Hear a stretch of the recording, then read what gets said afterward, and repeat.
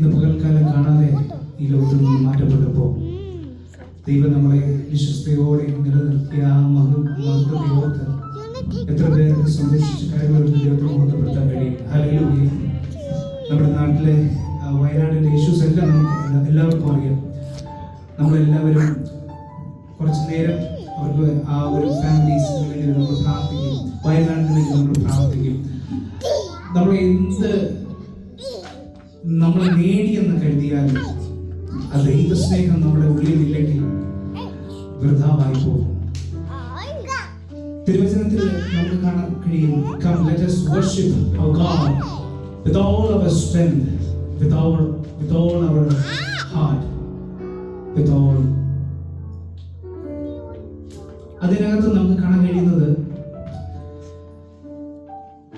how to worship our God. എങ്ങനെയാണ് ദൈവത്തെ നമുക്ക് ആരാധിക്കേണ്ടത്?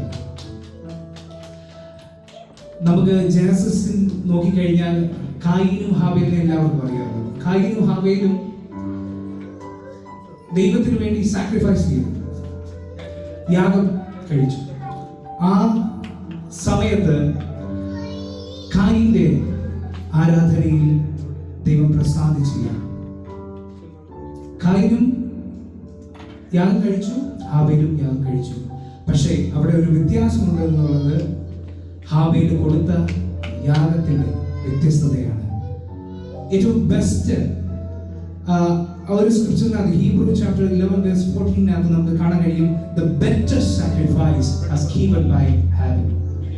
അതേപോലെ തന്നെ ഇന്ന് ഈ വൈകിയ സമയത്ത് നമ്മൾ ദൈവസന്നിധിയിൽ ഇവിടെ ആയിരിക്കുമ്പോൾ നമ്മൾ നമ്മുടെ ബെറ്ററായ ആരാധന ദൈവത്തിന് കൊടുക്കുക. We have to give our best and the better worship to God.